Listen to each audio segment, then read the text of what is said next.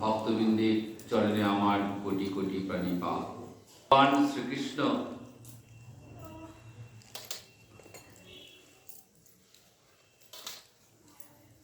ব্যাসদেবকে বলছেন,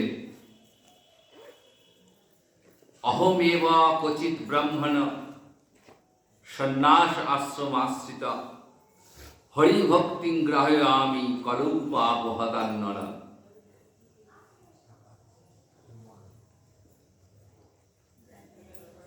ভগবান বলছেন, হে ব্রহ্মর্ষি, হে ব্রাহ্মণ,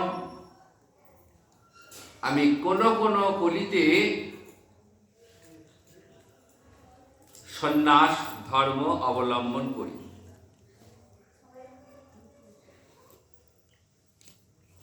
কি উদ্দেশ্য?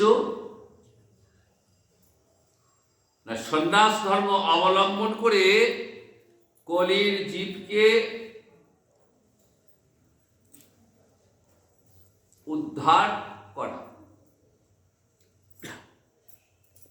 কলিহত জীবকে আমি হরিভক্তি দান করব সন্ন্যাসী রূপে। এই উদ্দেশ্যে আমি কোন কোন কলিতে সন্ন্যাস ধর্ম অবলম্বন করি। ক্বচিৎ কলৌ বললেন, অর্থাৎ কোন কোন সব কলিতে কিন্তু নয়। বৈবস্বত মন্বন্তরের অষ্টাবিংশতি দাপরে নন্দনন্দন রূপে ভগবান শ্রীকৃষ্ণ ব্রজভূমিতে অবতীর্ণ হলেন।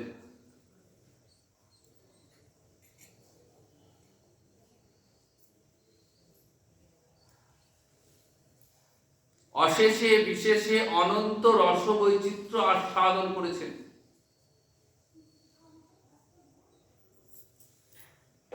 মা যশোদার বাৎসল্য রস, শ্রীরাম সুদাম সখা আদির সখ্য রস এবং গোপীগণ এবং মহাভাব শিরোমণি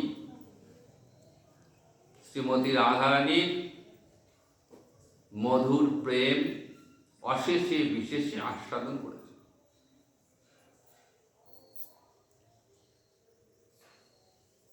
তা সত্ত্বেও কৃষ্ণচন্দ্রের অন্তরের তিনটি বাসনা অপূর্ণ রয়ে গেল। কি সেই বাসনা? কৈছন রাধা প্রেমা, কৈছন মধুরিমা, কৈছন সুকেতিহ ভোর।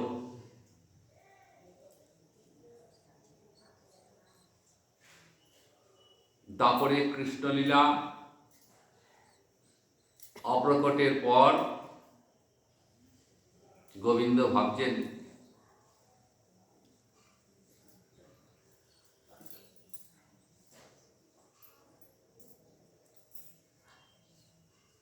যে রাধারানী তো আমাকে ভালোবাসে, আবার আমিও ওই রাধারানীকে ভালোবাসি,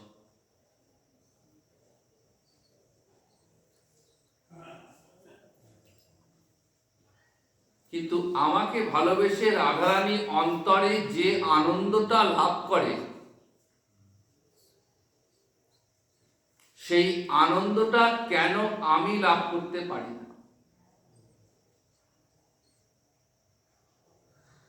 তাহলে সেই প্রেমের মধ্যে কি এমন মাধুর্য রয়েছে?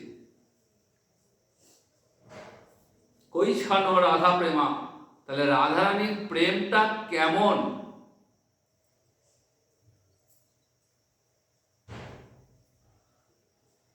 যে আমাকে ভালোবেসে যে আনন্দ লাভ করে, আমি সেই আনন্দটা পাই না কেন?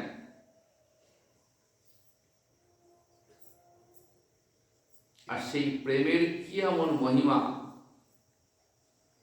কৈছন সুকেতিহ ভোর, অন্তরে যে সুখ আস্বাদন করেন রাধারানী, আমি সেই সুখটা কেন পাই?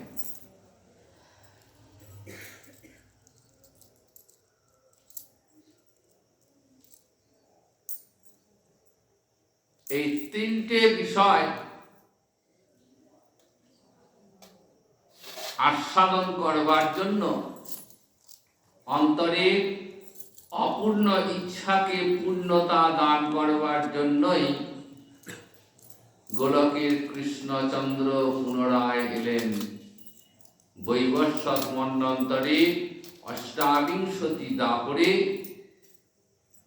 পর যে কলি, অর্থাৎ এই কলি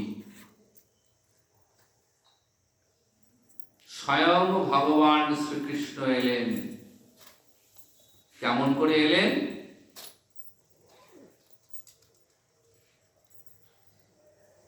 রাধারানীর ভাব কান্তি গ্রহণ করে,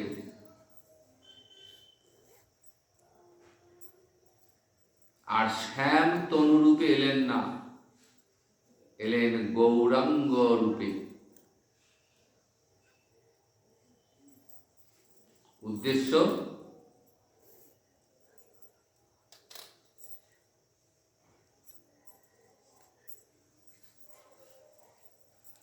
রাধারানীর প্রেম আস্বাদন করবেন। তাই রাধার ভাবকান্তিটাকে অবলম্বন করে, আর সেই সঙ্গে কলিহত জীবকে উদ্ধার করবেন কৃষ্ণ নাম প্রেম দান করে।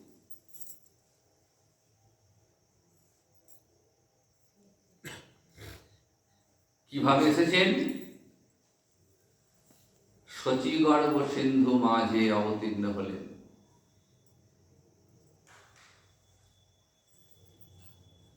নাম হলো নিমাই।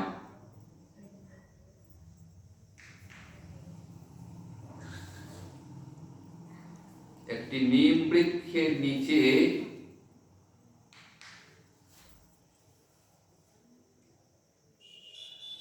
শচীগর্ভ সিন্ধু মাঝে অবতীর্ণ হলেন, তাই মা নাম রাখলেন নিমাই।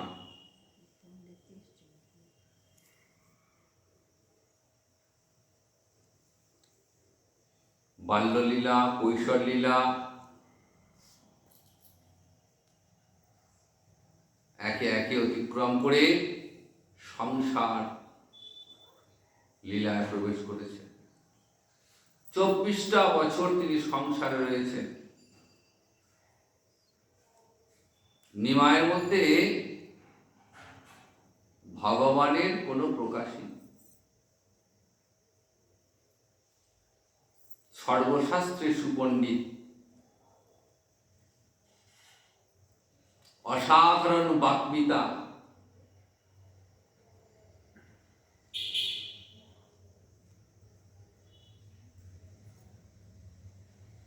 কোন পণ্ডিত ধারে কাছে আসতেন না নিমায়ের সঙ্গে তর্ক করতে। নিমায়ের যুক্তির কাছে, পাণ্ডিত্যের কাছে হার স্বীকার করতেন। তৎকালীন সময়ে গোটা নবদ্বীপ তো বটেই, সারা ভারতবর্ষ জোড়া খ্যাতি নিমায় পণ্ডিতের। তাহলে যে উদ্দেশ্যে এলেন, কৃষ্ণ নাম প্রেম প্রচার করবেন, কলিহত জীবকে উদ্ধার করবেন, তার কোনো লক্ষণ নেই।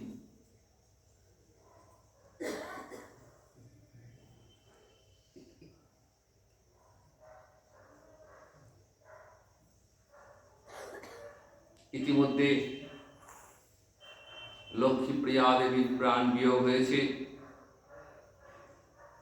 মা পুনরায় বিষ্ণুপ্রিয়া দেবীর সঙ্গে বিবাহ দিয়েছেন।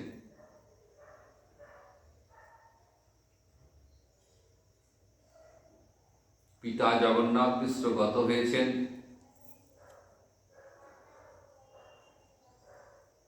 গয়াতে গেলেন পিতৃশ্রাদ্ধ করতে। এই গয়া থেকে ঘুরে এসেই নিমায়ের অন্তরে ভাবাবেগ, নিমায়ের অন্য মূর্তি দিবারাত্র হা কৃষ্ণ বলে কাঁদছেন। শ্রীবাস অঙ্গনে ভক্তবৃন্দকে সঙ্গে নিয়ে কীর্তনে রত। কৃষ্ণ কেশব কৃষ্ণ কেশব কৃষ্ণ কেশব পাহি মাম, রাম রাঘব রাম রাঘব রাম রাঘব রক্ষ মাম। কৃষ্ণ কেশব পাহি মাম, রাম রাঘব রক্ষ মাম। দিবারাত্র কীর্তন, নাম সংকীর্তন নেমত্ত রয়েছেন। হা কৃষ্ণ বলে কাঁদছেন আর চোখের জলে ভাসছেন। বৃন্দাবন দাস ঠাকুর চৈতন্য ভাগবতে খুব সুন্দর বর্ণনা করলেন। যেই ক্রীড়া করে প্রভু সে মহা অদ্ভুত, নানাভাবে নৃত্য করে জগন্নাথ সুত। জগন্নাথ সুত মানে জগন্নাথ মিশ্রের পুত্র।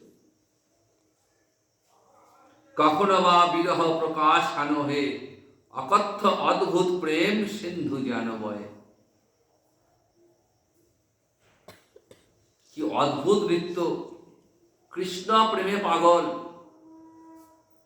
সারা নবদ্বীপের মানুষ এক অন্য নিমাইকে দেখছে। এ নিমাই সেই নিমাই নয়।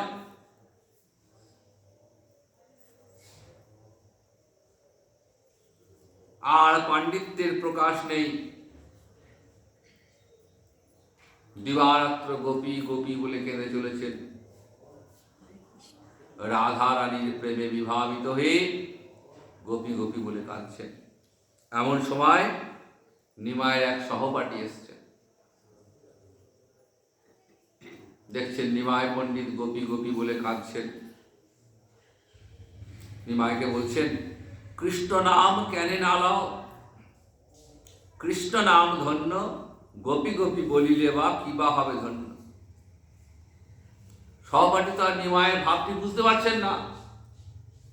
তাই সহপাঠী বলছেন, আচ্ছা নিমাই, শাস্ত্রে বলছে কৃষ্ণ নাম জপ করতে,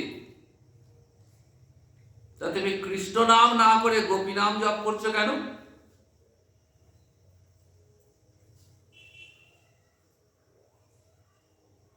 তুমি কৃষ্ণ নাম কেন নিচ্ছ না? নিমাই তখন রাধারানীর ভাবে বিভাবিত হয়ে রয়েছে। ঠিক যেমন করে বিরহিনী রাধারানী বৃন্দাবনে কৃষ্ণ বিরহে অভিমানী হয়ে কৃষ্ণ নাম মুখে আনতেন না।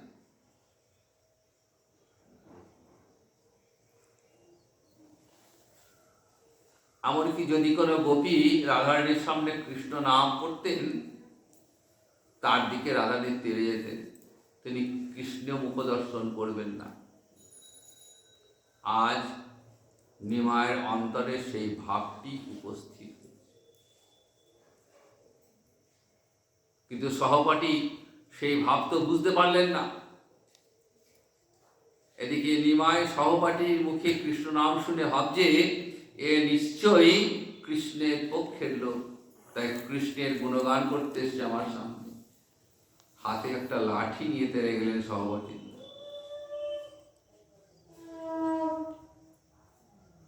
সহপাঠী ভাবছেন যে নিমায়ের তো পাণ্ডিত্যের খ্যাতি জগৎ জোড়া, তাই বড় অহংকার হয়েছে। অন্যান্য যে সমস্ত সহপাঠী ছিলেন সকলের সামনে নিমায়ের এই আচরণের কথা ব্যাখ্যা করলেন, নিন্দা করতে লাগলেন নিমাইকে, তার দোষ খুঁজে বেড়াতে লাগলেন। নিমায়ের বিরুদ্ধে ষড়যন্ত্র শুরু হলো। এদিকে নিমাই সকলের মনের ভাব বুঝতে পারলেন। তিনি যে নাম সংকীর্তন প্রচার করে চলেছেন না, সেই প্রচারের বিরুদ্ধে একদল ষড়যন্ত্রী উঠে পড়ে লেগেছে।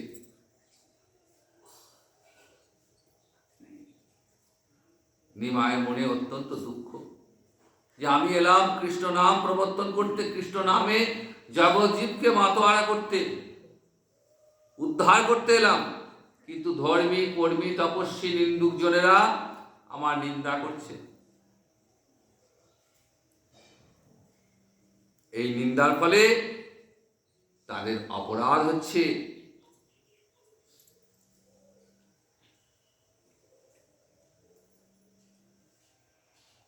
আমি যদি তাদের হরিভক্তি দান না করি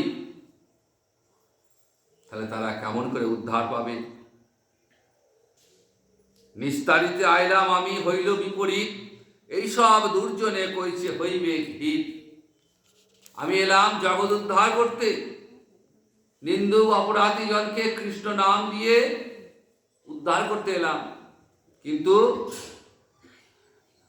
একদল ষড়যন্ত্র বিরোধী তারা নামের বিরুদ্ধে অপপ্রচার করছে। তাহলে কেমন করে তাদেরকে উদ্ধার করা যায়? সকলকে উদ্ধার করতে হবে তো, যারা নিন্দা করছে তাদেরকে উদ্ধার করতে হবে।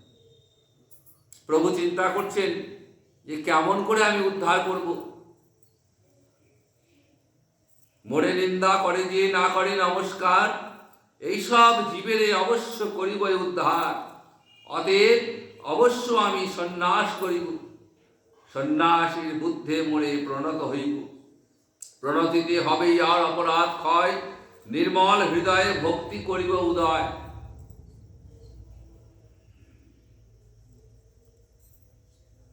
প্রভু চিন্তা করছেন যদি আমি সন্ন্যাস গ্রহণ করি তাহলে এই সমস্ত কৃষ্ণ নাম বিরোধী আর ভক্তিহীন জনেরা সন্ন্যাসীর বুদ্ধিতে আমার চরণে প্রণত হবে, তাদের চিত্তের পরিবর্তন হবে, আর আমি তাদের সমস্ত অপরাধ দূর করে কৃষ্ণ নাম প্রেম দান করব। এইভাবে প্রভু যখন কলিহত জীব উদ্ধারের কথা চিন্তা করলেন, ঠিক সেই সময়তেই কেশব ভারতী নবদ্বীপে এসেছে। এই কেশব ভারতী ছিলেন একজন বিদ্বান পণ্ডিত এবং আচার্য শঙ্করের সম্প্রদায়ের সন্ন্যাসী। বর্ধমান জেলার কণ্টকনগর অর্থাৎ কাটোয়াতে ছিল তার আশ্রম। এবং এই কেশব ভারতী যখন নবদ্বীপে এলেন, প্রভু তাকে পরম আদরে নিজ গৃহে নিয়ে গেলেন।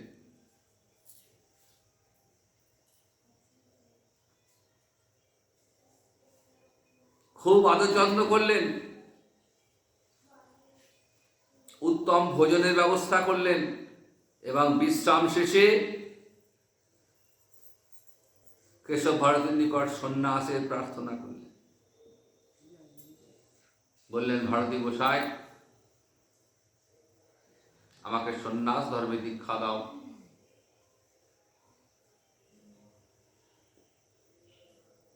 কেশব ভারতী জানেন যে বাইরে তার আচরণ পণ্ডিতের ন্যায় হলেও আসলে তিনি স্বয়ং ভগবান। তাই কেশব ভারতীকে উত্তর দিলেন, বলছেন, তুমি ঈশ্বর, সকলের অন্তর্যামী, তুমি আমাকে দিয়ে যা করাবে আমি তাই করতে বাধ্য। সরাসরি বললেন না, ভঙ্গিক্রমে উত্তর দিলেন। কেশব ভারতী বিদায় নিলেন।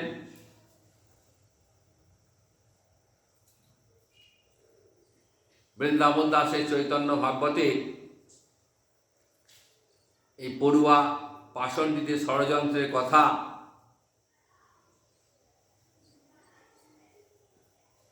আমরা দেখতে পাই। তো প্রভু একদিন ভক্তবৃন্দের কাছে নিজের মনে ভাব প্রকাশ করেছেন। কি বলছেন? করিল পিপ্পল খণ্ড কফ নিবারিতে, উল্টিয়া আরো কফ বাড়িল দেহেতে। পিপ্পল খণ্ড মানে এক প্রকার ঔষধি, ঔষধ বিশেষ। আগেকার দিনে রোগ ব্যাধি হলে কবিরাজ যে কাছে যাওয়ার প্রচলন ছিল। কবিরাজ রোগ বুঝে ওষুধ দিতেন। তো যাদের শ্লেষার ধাপ ছিল, কফ জমত বুকে, ওই পিপ্পল দিতেন। পিপ্পল খেলে কফ উঠে আসে, কফ নিবারণ হয়। তাই প্রভু বলছেন যে আমি নাম সংকীর্তন প্রচার করতে এলাম।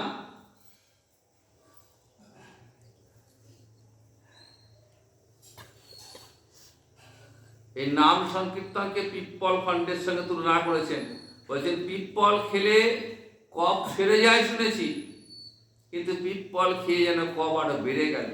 আমি এলাম নাম সংকীর্তন প্রচার করতে, কিন্তু এতে উল্টো ফল হলো। লোকে যেন দিনে দিনে নাম সংকীর্তন বিরোধী হয়ে উঠছে, কৃষ্ণ নামের বিরোধী হয়ে উঠছে।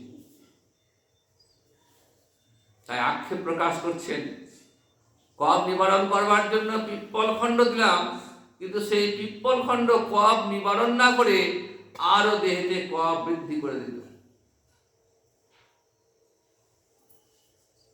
তাই মনে মনে চিন্তা করলেন যে আর নয়, এবার আমাকে সন্ন্যাস নিতেই হবে। প্রাণ প্রিয় নিতাই চাঁদের কাছে একদিন নিভৃতে বলছেন যে দেখো নিতাই চাঁদ, তুমি তো আমার অভন্য তনু, শ্রীপাদ, আমি মনে মনে স্থির করেছি আমি সন্ন্যাস গ্রহণ করব। প্রভু বলে, শোনো নিত্যানন্দ মহাশয়, তোমারে কহিও নিজ হৃদয় নিশ্চয়। ভালো যে আইলাম আমি জগৎ তারিতে, তরণ নহিল আইলাম সংহারিতে। দেখো শ্রীপাদ, আমি ঠিক করেছি আমি কালই শিখাসূত্র মণ্ডন করে সন্ন্যাসী হব। আর লোকের দ্বারে দ্বারে ভিক্ষা করে বেড়াবো, কৃষ্ণ নাম করে বেড়াবো। তুমি আমাকে সন্ন্যাস গ্রহণে অনুমতি দাও। দেখো, তুমি যদি অনুমতি না দাও, ভক্তবৃন্দ যদি আমাকে সন্ন্যাসের অনুমতি না দেয়, তাহলে জীব উদ্ধার হবে না। আমি এছাড়া আর জীব উদ্ধারের কোনো উপায় দেখছি না। দেখো, তুমি তো আমার অবতারের কারণ জানো, আমি কেন এসেছি। দেখো, কালই শিখাসূত্র সবমুণ্ডায়া, ভিক্ষা করি বেড়াই সন্ন্যাস করিয়া। যে জনে চাহিয়াছে মোরে বাড়ি বাড়ি, ভিক্ষুক হইবা কালই তাহার দুয়ারে। তবে মোরে দেখি সেই ধরিব চলন, এই মতে উদ্ধারিব সকল ভ্রমণ। যারা আমার নিন্দা করেছে না, যারা আমাকে মারবার জন্য পরিকল্পনা করেছে, আমি সন্ন্যাসী হয়ে তাদের দ্বারে দ্বারে যাব। সন্ন্যাসীর বুদ্ধিতে তারা আমার চরণে প্রণত হবে, তাদের উদ্ধার হবে। দেখো শ্রীপাদ, তাই তোমার কাছে আমার অনুরোধ, জগৎ উদ্ধার যদি চাও করিবারে, ইহাতে নিষেধ নাহি করিবে আমারে। তোমার যদি মনের ইচ্ছা থাকে জগৎ উদ্ধার করতে হবে, তাহলে যেন আমার এই কাজে তুমি বাধা দেবে না। নিতাই চাঁদের অন্তরটা দুঃখে বিদীর্ণ হয়ে যায়। ভাবছেন, আমি কি শুনলাম, কিন্তু প্রভুর ওপর তো কথা বলার ক্ষমতা নেই। তাই বলছেন, প্রভু তুমি তো ইচ্ছাময়, তুমি স্বতন্ত্র স্বাধীন, তুমি যা ইচ্ছা তুমি তাই করতে পারো প্রভু, তোমার ইচ্ছায় বাধা দেবার ক্ষমতা আমার নেই। ধীরে ধীরে আস্তে আস্তে কথাটা প্রচার হয়ে গেল। গোটা নবদ্বীপ ভক্ত সমাজ, ভক্তবৃন্দের কাছে কথাটা পৌঁছে গেল যে নিমাই সন্ন্যাস গ্রহণ করে নবদ্বীপ ছাড়বে। আস্তে আস্তে গোটা নবদ্বীপ জেনে গেল। মায়ের কেন কথাটা পৌঁছে গেল। গৌরী ঘরে বসে আছেন, মা এসছেন কাঁদতে কাঁদতে। মা কি বলছেন, না যায়ও বাপ আমারে ছাড়িয়া, পাপ জিউ আছে তোর শ্রীমুখ দেখিয়া। দেখ বাপ, আমি এখনো বেঁচে আছি তোর ওই সুন্দর মুখটা দেখবার জন্য। তোর বাবা চলে গেলেন আমাকে ছেড়ে, আবার তোর দাদা বিশ্বম্ভর, সেও আমায় ত্যাগ করে চলে গেল। আর এখন তুইও যদি চলে যাস, তাহলে আমি কাকে নিয়ে থাকবো বল, আমি কি করে বাঁচবো বল। ঘরে বসে কি কীর্তন হয় না? বেশ তো করছিস, সকলকে নিয়ে ঘরে বসে কীর্তন করছিস। অদ্বৈত আচার্য রয়েছেন, শ্রীবাস পণ্ডিত, গদাধর, সন্ন্যাসের কি প্রয়োজন বাবা? জগতে ধর্ম প্রতিষ্ঠা করবার জন্য তোর আবির্ভাব। তার নিজের মাকে ছেড়ে জগতে তুই কোন ধর্ম প্রতিষ্ঠা করবি? তুই মাকে কাঁদিয়ে কোন ধর্ম প্রচার করবি বাবা? মায়ের অন্তরটা ফেটে যাচ্ছে। বলে, এক বাবা, মায়ের সেবায় জগতে সব থেকে পরম ধর্ম। তুই মায়ের সেবা ছেড়ে জগতে কোনো ধর্ম হয় না। ধর্ম বুঝাইতে বাপ তোর অবতার, জননী ছাড়িবা কোন ধর্ম বা বিচার? তুমি ধর্মময় যদি জননী ছাড়িয়া, কেমতে জগতে তুমি ধর্ম বুঝাইবা? গৌরী বুঝতে পারছেন তো যে মা যদি আমাকে অনুমতি না দেন, তাহলে আমার আর সন্ন্যাস গ্রহণ হবে না।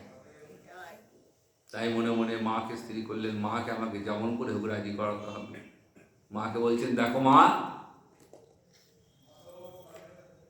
আমি শুধু এই জন্মেই তোমার সন্তান নয়, তুমি তো জন্মে জন্মে আমার মা। আমি যতবার এসেছি পৃথিবীতে, ততবারই তুমি আমার মা।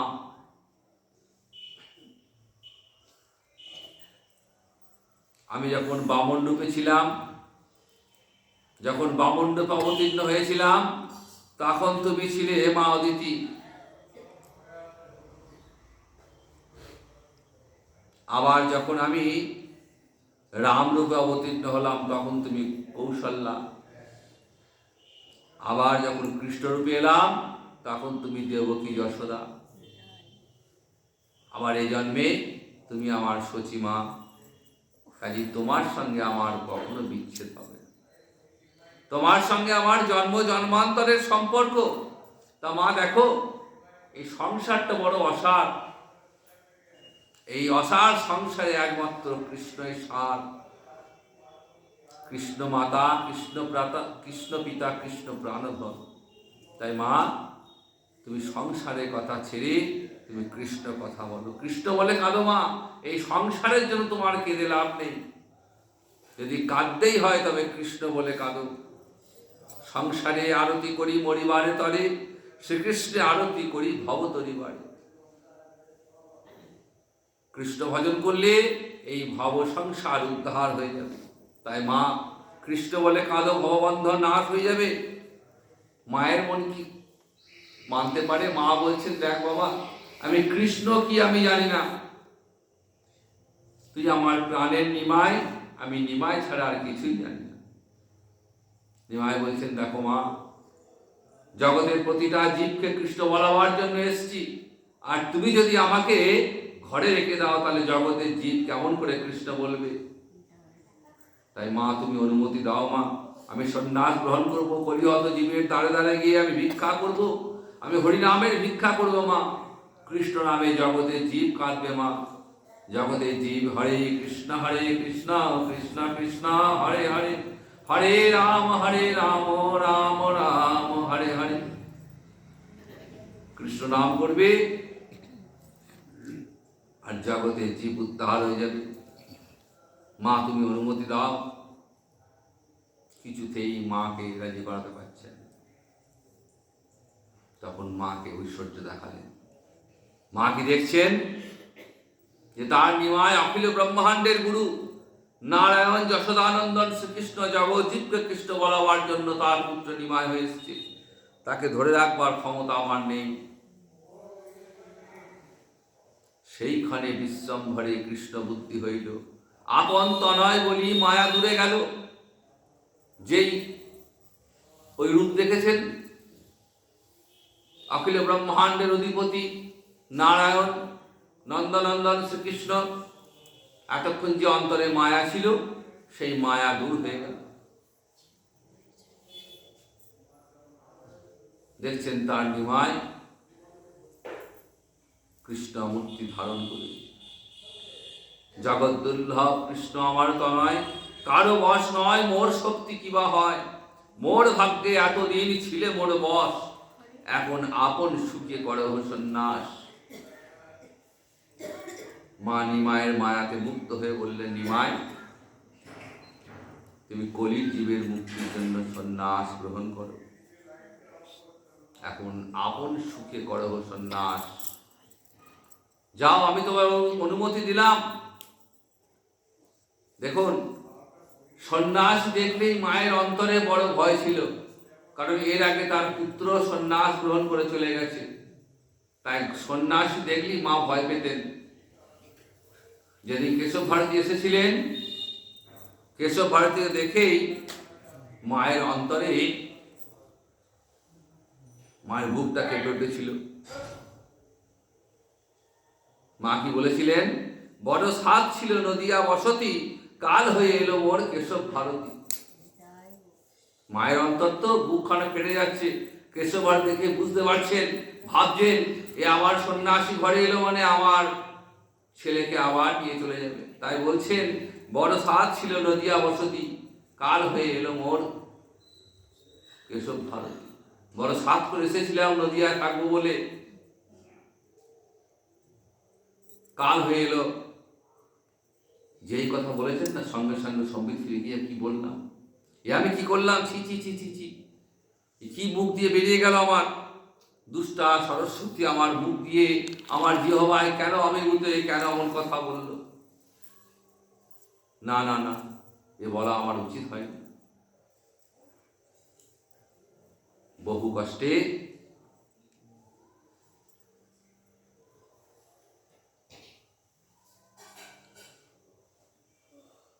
মাকে সান্ত্বনা দান করলেন। মায়ের মনটা বুঝে গেছে যে আমার নিমায় শুধুমাত্র আমার নয়, জগতের প্রত্যেকটা জীবের প্রয়োজন রয়েছে নিমায়। প্রত্যেকটা জীবকে উদ্ধার করে বলি আমার নিমায় এসেছে নদিয়া নগরীতে। মায়ের অশান্ত মন ধীরে ধীরে শান্ত হয়ে গেছে। প্রিয় গদাধর, শ্রীবাস একে একে সমস্ত ভক্তবৃন্দকে বোঝাচ্ছেন, দেখো তোমরা কেউ দুঃখ করো না, কলির জীবের মুক্তির জন্য আমাকে সন্ন্যাস গ্রহণ করতে হবে। আমি চিরদিনই তোমাদের সঙ্গে থাকব। আমি চিরদিন তোমাদেরকে প্রেম দেওয়ার জন্য সন্ন্যাস গ্রহণ করে দেশান্তরে চলেছি। আমি দূরে থাকলেও তোমাদের কাছেই আমি থাকব।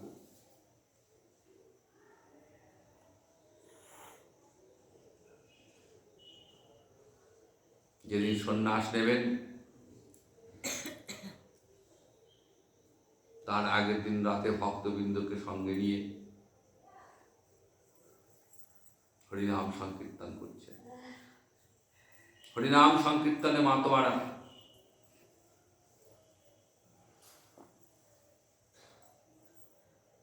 শ্রীধর এসছেন।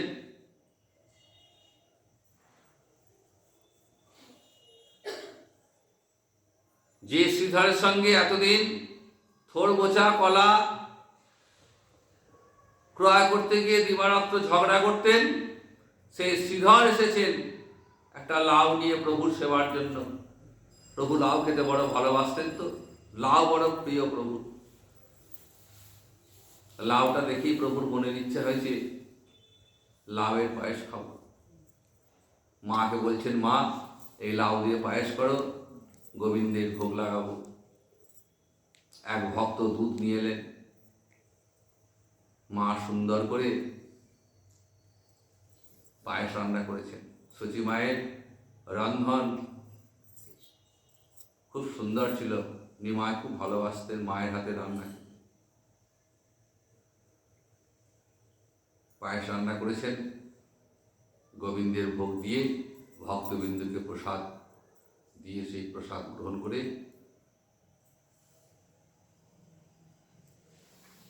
ঘরে শুয়েছেন।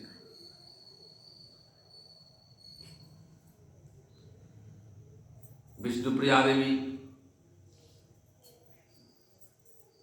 এদিক ওদিক থেকে খবর পেয়েছেন, বাপের বাড়িতে ছিলেন, ছুটতে ছুটতে আসছেন নিমায়ের কাছে।